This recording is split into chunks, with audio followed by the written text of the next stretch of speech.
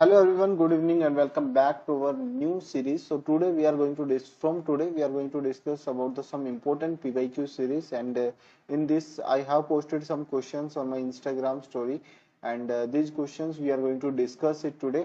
And we are starting with the biochemistry. So based on that, to every day or maybe on alternative days, we will keep trying to do at least five questions, and out of those five questions, today, if I will teach you the one question, so in one question, I will teach you the whole topic also.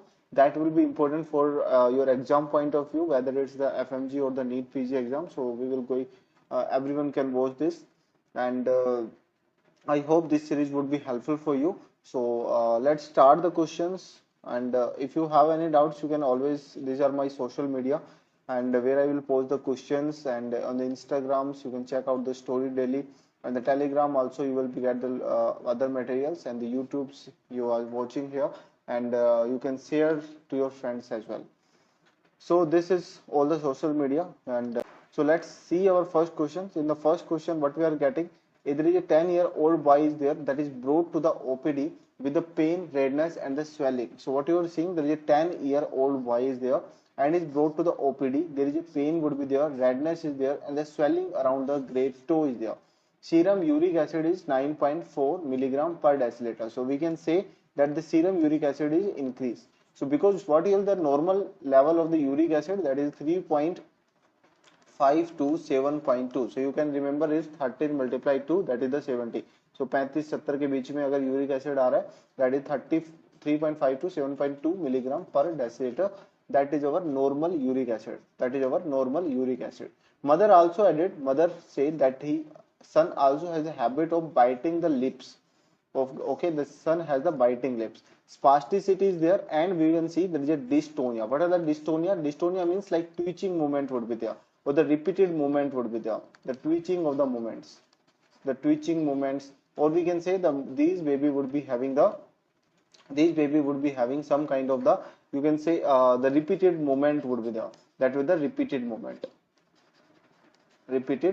would be there. So all these are the increase of the uric acid, the biting link, spasticity. So this is going towards the one X-linked recessive disorder, that is known as the Lesch-Nyhan syndrome. That is the Lesch-Nyhan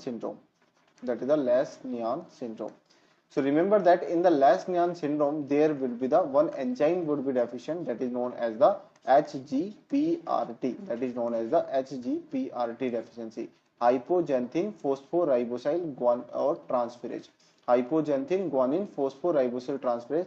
So this enzyme would be deficient. So there will be the HGPRT would be deficient, and this is the X-linked recessive disorder. So if you see that if any patient having the compulsive self-mutilation means like he is biting his lips, he is harming by himself. He is harming himself, like this is the boy, and he is biting his leg, biting his nails. So that is what self-mutilation. And along with that, there is the increase of the uric acid. So you will see the hyperuricemia would be there, and there is a dystonia means twitching movement, and the repeated movement you will going to see. So remember that this is the condition that will seen in case of the Lesch-Nyhan syndrome, in which you see the HGPRT deficiency. So let's see something about the xanthine oxidase. There are lots of enzymes are given. Xanthine oxidase are there, hypoxanthine guanine phosphoribosyl transferase. So what are these enzymes and how they will work? So let's discuss little bit about in the details. See, we know that we would be having the nucleic acid. And the nucleic acid, remember, these are the polymer of what? These are the polymer of nucleotides. I will go very slowly. You can switch it to 1.5x or 1.8x according to your listening capability. So nucleic acid, remember, these are the polymer of what? Nucleotide. What are the nucleotides? See, the nucleotide, if I will say, the nucleotide is what? That is the nucleoside plus phosphate. This is the nucleoside plus phosphate group. That is PO4 2 negative. So this is the phosphate group. So this is what? That is the nucleotide. Okay, the nucleotide, they will be in the chain. So they will be having one, they would be having one bond would be there. So what kind of the bond will be present in the nucleic acid? So remember, there will be the three there will be 3 prime to 5 prime phosphodiesterace bond. So there will be the 3 prime to 5 prime phosphodiesterace bond would be there. Okay, this bond will be present in the nucleic acid. Now you can see the nucleotide, that the nucleoside plus phosphate group, and we can say what are the nucleotides. So remember, that is the nucleoside. So what are the nucleoside? Nucleoside, remember, they are the nitrogenous base. These are the nitrogenous base, plus we would be having the ribose or deoxyribose, means pentose sugar, you can say the pentose sugar. In the pentose sugar there will be the ribose sugar would be there and the deoxyribose. So there will be the pentose sugar. So these are what, that is the nucleosides. So if what will be the nucleotide? Nitrogenous base, pentose sugar, and there will be the phosphate group. So that will become the nucleotide. What are the nitrogenous bases? See, the nitrogenous bases, these are the two types. One we would be having the purines, and another we would be having that is the pyrimidines. So these are the two nitrogenous bases. Now see, what are the purines? See, when we talk about the purines, these are the two heterocyclic ring structure. These are the, they are having the two heterocyclic ring. They have the two heterocyclic ring would be there. And remember that we would be having, there are two type of purines. What are these? They are the adenine and another one that is known as the guanine. The adenine and another one that is known as the guanine. So what are the adenine? You sometimes they can ask you the name also. So remember the cyclic name, that is the 6 amino purine. That is the 6 amino purine would be there. This is not so important, but sometimes they ask, so you can just read it once and then forget. The guanine, remember, they will the 2 amino, the guanine, that remember, that is the 2 amino 6 oxo purine, means at the 6th position they will be having the oxygen, at the 2nd position they would be having the NH2 group would be there, and there will be the heterocyclic 2 ring structure of the purine. After that we would be having the pyrimidines. After that what we will be having? We having the pyrimidines.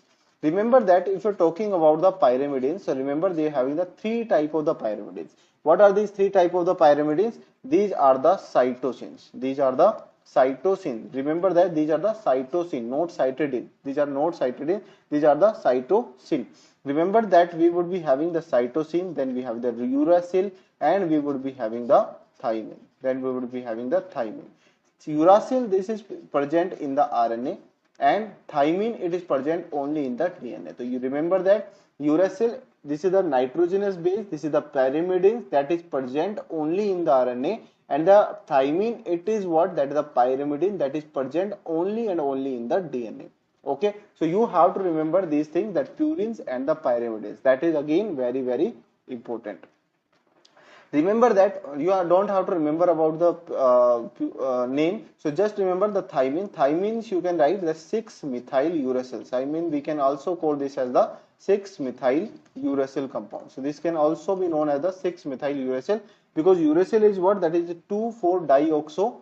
Uracil is what, that is 2,4-dioxo pyrimidine structure, and pyrimidine they have the single ring. The pyrimidine, what they are the single ring would be there. They would be having the single rings. Okay, is this clear? Now what you have to remember, that if we will add the adenine, like for example, let's take this example. This is what, that is the adenine group. What are that? These are the nitrogenous base. These all are the purines, pyrimidines, these are the nitrogenous base. So in the adenine, if I will add what? If I will add the ribose, means that is the pentose sugar, or I can also add what? Deoxyribose. So this ribose is what? That is a pentose sugar. So if I will add the ribose sugar in this, so what it will become? It will become the adenosine. What it will become? The adenosine. What is the adenosine? So this is what? That is the nucleoside. This will become the nucleoside. Okay, what we are adding here, that is, this is known as the nitrogenous base. We are adding the pentose sugar, so it will become the nucleoside. Now if we will add the phosphate, if we will add what? Phosphate, so it will become the AMP, that is the adenosine monophosphate. So it will become the, we have add the phosphate, so it will become the nucleotide. It will become the nucleotide. If we will add one more phosphate, so it will become what? ADP, adenosine diphosphate. If you will add one more phosphate, so it will become the adenosine triphosphate. Is this clear? Okay. Now The same like for other nitrogenous base. For example, if you're talking about the guanine, so it will become the guanosine. It will become the guanosine. Then what will be the cytosine? See, cytosine is again what? That is the cytosine. This is the pyrimidine nitrogenous base. So when you will add the ribose in this, so it will become the cytidine. That you have to remember, because this is cytosine is the nitrogenous base and the cytidine is what? That is the cytosine is the nitrogenous base and the cytidine is the nucleoside. There is a two minor nitrogenous base. What are these? These are the hypoxanthine or the xanthine. So whenever the hypoxanthine would be there,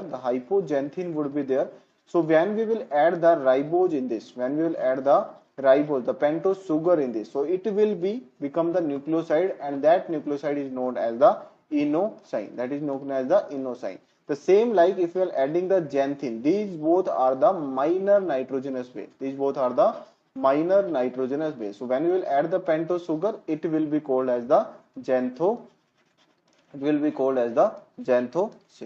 And there is one more is remaining, that is the uracil. So it will become the uridine, and thymine will become the thymidine. Okay. So can you remember this? Adenosine, guanine, cytidine. These all are what? These all are the these all are the nucleoside. These all are the nucleoside. That you have to remember. AMP, ADP, ATP. These become the nucleotides because they have the adding of the phosphate group. So when the nucleoside, there will be the adding of the phosphate group, it will become the nucleotide. So these all are the nucleosides. Okay, is this clear till now? Now we are going to discuss about here, according to our question, we are going to discuss about the purine metabolism. Purine metabolism. See, whenever we will say about the purine metabolism, they will discuss about the three things. What are these three things? There is a de novo synthesis. There is a one thing, that is the de novo synthesis, means the purine synthesis would be there. Then we discuss about there is a salvage pathway. There is a one thing that is known as the purine salvage pathway, and after that there will be the next the third one, that is the purine catabolism. That is the purine catabolism. Okay, if you're talking about the de novo synthesis, the main thing they can ask in the de novo synthesis, remember, in which organs the de novo synthesis does not occur. In which organ the de novo synthesis does not occur. So remember that the de novo synthesis, it doesn't occur in the de novo synthesis, it does not occur where? It does not occur in brain. It does not occur in the brain. That it does not occur in the erythrocyte. This does not occur in the leukocyte or bone marrow. So remember that these brain, erythrocyte, leukocytes and the bone marrow, in this there is a no de novo synthesis would be there. In this there is the no de novo synthesis would be there.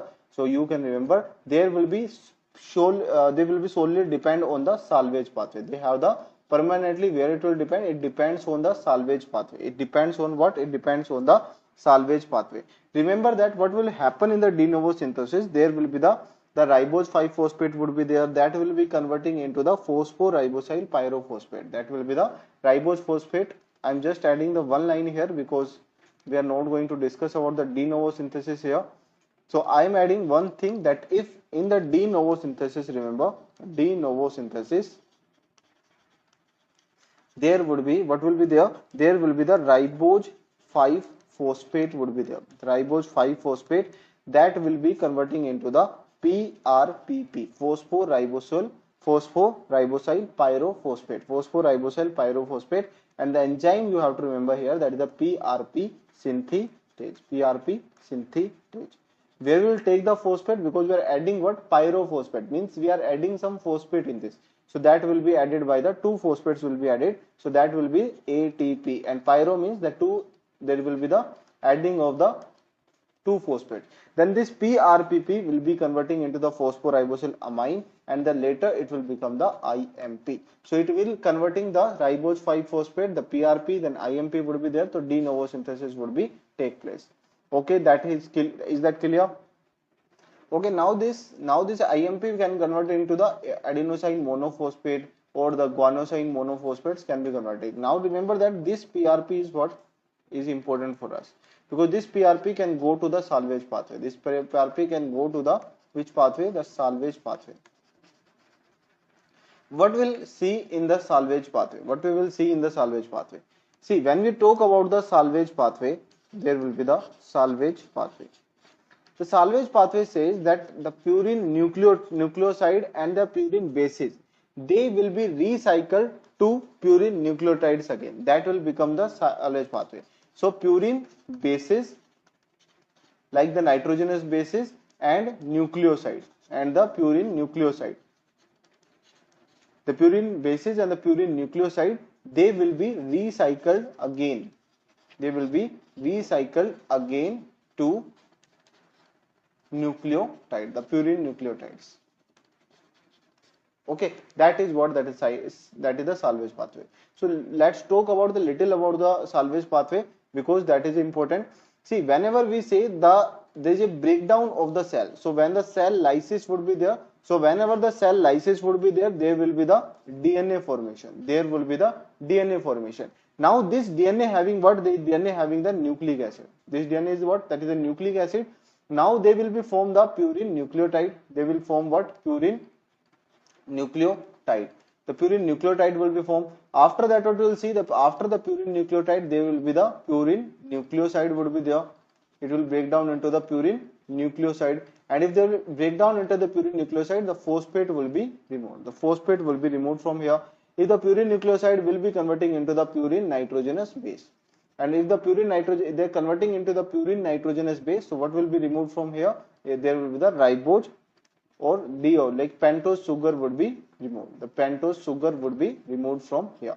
So if you are adding what, there is a purine nucleoside or the phosphate group. So remember that if this purine nucleoside, they can also, it can also what, they also can recycle to the purine nucleotide. So this process is known as the phosphorylation. This process is known as the phosphorylation. How this nucleoside will take the phosphorus? So it will take the phosphorus from the ATP. It will take the phosphorus from the ATP. So and it will be converting into the ADP. Okay, that is the phosphorylation. This is the donor of the phosphate group. And the purine nitrogenous base, remember, they will be recycled to the purine nucleotide by which pathway? This is known as the phosphoribosylation. This is known as the phosphoribosylation. Ribosylation. So what will be here? Here will be the phosphate group would be there and the ribose, yani ki pentose sugar would be there. Phosphate and the ribose sugar. So they both will be recycled and it will become what? They will become the purine nucleotide. What it will helping? See, they are helping the and they are saving the energy. Whatever the ATP was produced, so it will be consumed again. So they are what? They are saved the energy. They what they do? They save the energy. Then the effective recycling, and they are important in the organs that is not going undergo the de novo synthesis. So they are important where? There is important in the like the brain, erythrocyte, leukocyte and the bone marrow. The erythrocyte, leukocyte and the bone marrow, they don't undergo the de novo synthesis. And remember that this phosphate and the ribose, they will be come from the PRPP. They have the phosphoribosol. They have the ribose and they have the pyrophosphate.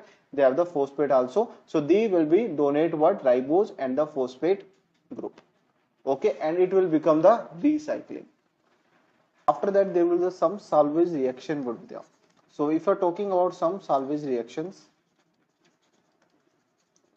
salvage reaction. See, there we have discussed that the two type of the reactions are there. The first we have discussed there is a phosphorylation would be there, and we will discuss that there is a phosphoribosylation.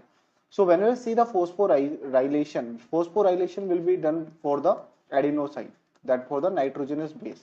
So for the nitrogenous base will be converting into which structure? Into the, that is nucleotide, that is the AMP, and here we will be having, we would be which phosphate would be adding, so that is by the ATP, that will be converting into the AMP, that will be converting into the AMP.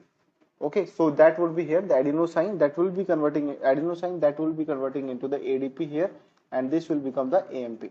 So here we would be having the kinase. Remember that when the kinase, remember, it is responsible for the phosphorylation. Whenever you will see, तो kinase जो हमेशा याद रखना कि phosphorylation या फिर dephosphorylation. अगर phosphate को ऐड करना है, फॉस्फेट को भगाना है, तो कौन सा एंजाइम यूज होगा, that is the kinase enzyme. क्या होगा, काइनेज एंजाइम। अब हमें क्या करना है, नाइट्रोजनस बेस से निकालना है, तो एडेनिन और ग्वानिन से निकालना है। So from adenine and guanine what you will see, there will be which enzyme would be there, that will be the, it will converting into again into the AMP, it will convert again converting into the AMP, and enzyme here uses that is APRTase, means that is the adenine phosphoriboside transferase, adenine phosphoriboside transferase. I told you that what are the donor, that is the PRPP, phosphoribosyl pyrophosphate, and that will be converting into the PPI, inorganic pyrophosphate, and that will become the AMP. The same like for the guanine. The guanine, remember, the guanine will also converting into the, that is the A, the guanine will also converting into the, sorry, GMP, that is the GMP. So that is what, that here enzyme is used here, that is the HGPRT TAGE, means that is the hypoxanthine phosphoribosyl transferase enzyme. Then we would be having the hypoxanthine, that would be the hypoxanthine, that is minor nitrogenous base. So that will be converting into the, that would be converting into in which structure, yes, tell me, into inosine. I told you whatever we have discussed before, you have to make the reverse. जो भी हमने पहले पढ़ा उसका उल्टा कर दो. So ये किस में कन्वर्ट हो जाएगा, आइनोसाइन मोनोफॉस्फेट में. which enzyme, HGPR TAGE. Okay, here again we would be having, that is the PRPP would be there, and that the PRPP would be the donor, that will be converting into the PPI for the both reaction, and enzyme is same for guanine and the hypoxanthine, that you have to remember. Okay, is that clear? Then we would be having the next one, that is the purine catabolism. That is again very important point. See, purine catabolism, first of all you should remember where the purine catabolism will occur. See, purine catabolism, if we will talk, it occurs where? It occurs in the liver and the intestine. It occurs where? It occurs in the liver and intestine. In intestine, we would be taking the purines in our diet. So the dietary purine will be catabolized in the intestine. Dietary purine would be catabolized, and in the liver we would be having the purine that is present in our blood. So that the blood purine will be catabolized in liver. The blood purine would be catabolized in our liver. Then remember that what are the organelles that the, or the location or where the purine catabolism will occur. So that will be occur where? In cytoplasm. That will occur in cytoplasm. What will be the end product? The end product will be the uric acid that we are going to see. So let's start. It will start from the adenosine. It will start from the adenosine. This is the nitrogenous, that is the nucleoside. So this adenosine, it will be converting into the inosine. It will be converting into the inosine, and here what we will say here, that the nitrogens, that is the, this is the ammonia group. So it will become the, what enzyme would be here, that is the adenosine deaminase would be there. The adenosine deaminase will convert this adenosine into the inosine. The adenosine will convert into the inosine. Now in the inosine we would be having the adding of what? Inorganic phosphate. When we will add the inorganic phosphate, so it will become the inosine is what? That is the, what is that? Is the nucleoside. The nucleoside of what? Hypoxanthine. Now if you will add this inorganic phosphate, and what we will say? We will say that take the ribose from here. Now this inorganic phosphate will combine with this ribose, and it will become the ribose 5-phosphate. It will become the ribose 5-phosphate. So, okay. Now ribose is also removed from the inosine. Inorganic phosphate is also removed. So what will be remaining? That will be the nitrogenous base, and that is known as the hypoxanthine. Now this hypoxanthine will be converting into the our product, that is the xanthine. That is the xanthine. The same for guanine. The same for the guanine. We having the nucleoside, that is the guanosine. That is the guanosine. So this guanosine, remember, that would be converting into which? That is the nitrogenous base, that is the guanine. So what we will be adding here? That is the, we are adding the inorganic phosphate, but again this ribose 5-phosphate would be removed from the guanosine, and it will become the nitrogenous base.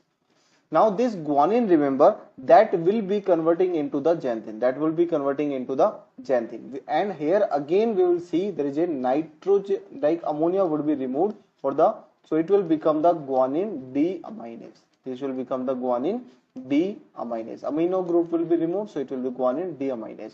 Hypoxanthine to the xanthine, we will be having one enzyme would be there, that is the xanthine oxidase. That will be the xanthine oxidase enzyme would be there.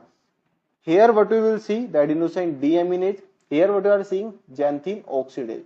Now this xanthine oxidase again will be working here and it will convert it into the uric acid. So this xanthine oxidase will convert the xanthine into the uric acid. Okay, is this clear? Now see, if there will be the xanthine oxidase, we have the pharmacological role here.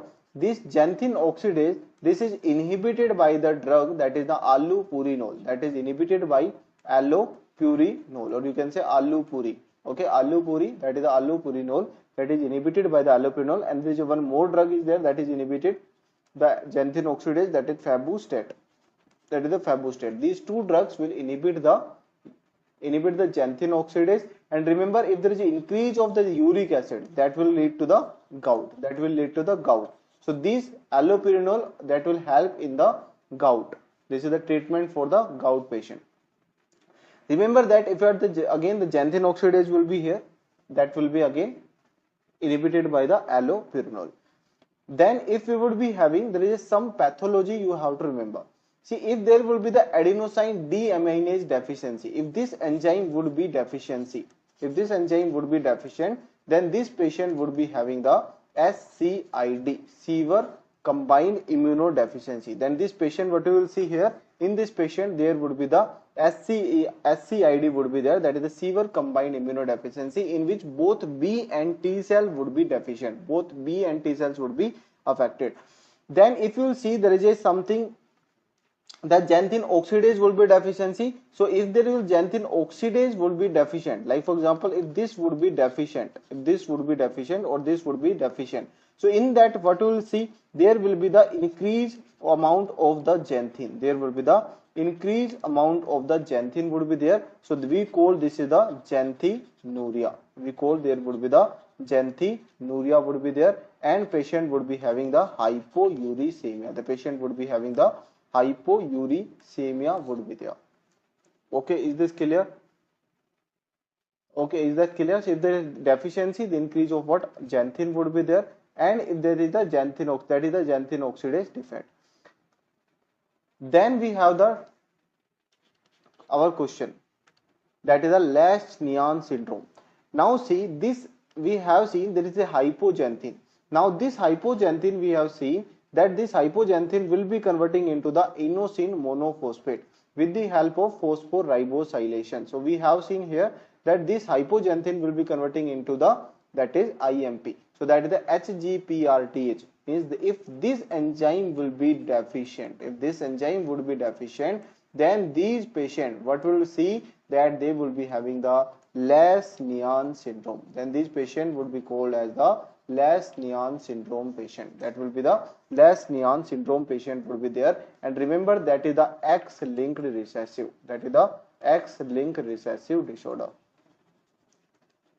Okay, so I am discussing it here. See, the Lesch-Nyhan syndrome,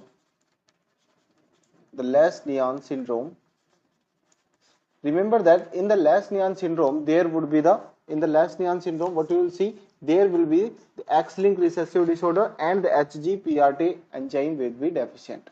So there will be the HGPRT, or you can say age deficiency, HGART age deficiency would be there.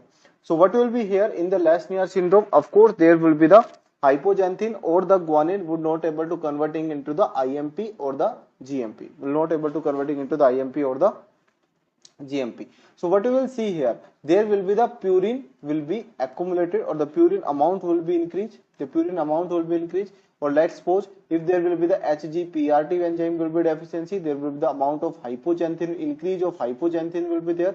If the increase hypoxanthine, increase of xanthine would be there, so this patient would be having the hyperuricemia. So this patient would be having the hyperuricemia. Other features you will see in this patient, that this patient would be having the compulsive self mutilations. This is compulsive self mutilation, that will harming himself or herself, harming himself. Then what, there is compulsive self mutilation, and other the hyperuricemia that will lead to the gout. Other than that, you will see this patient would be having the dystonia would be there. This patient would be having the spasticity would be there. The neurological deficiency can be there, means this patient can having the mental retardation as well. Deficient would be there, or the mental retardation can also be seen. So that is again you have to remember, that is the Lesch-Nyhan syndrome, that is the X-linked recessive. And remember the one things, this is not the exception. If you are avoiding the exception, so remember that you can remember the X-linked recessive, usually they affect the boys. Usually they affect the boys. So remember, you can remember the mnemonics, that is the RBI. Okay, RBI you can remember, that X-linked recessive that will usually affect the boys, and X-linked dominant remember, the X-linked dominant remember, X-linked dominant, it will affect the girls mainly. So it will become the DGI. Okay, the DGI or the RBI you have to remember. Okay, is this clear?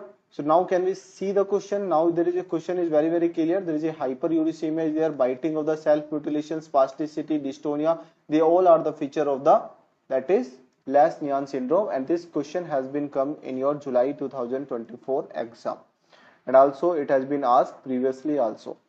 Okay, so in the next video we will discuss about the next question, and what are the treatment also we can give. The treatment you can give the allopurinols, and you can alkalinize the urine, and high fluid diet you can give in this patient. Okay, so these are the main things that you have to remember. Okay, the next question we will going to discuss in the next class. So thank you so much for watching. Please do share this video, and keep practicing the more and more questions. Whenever you try to do the questions, try to read the question carefully, try to avoid all the minor mistakes, all the silly mistakes, and it will be going smoothly. Okay, so see you in the next video. Thank you.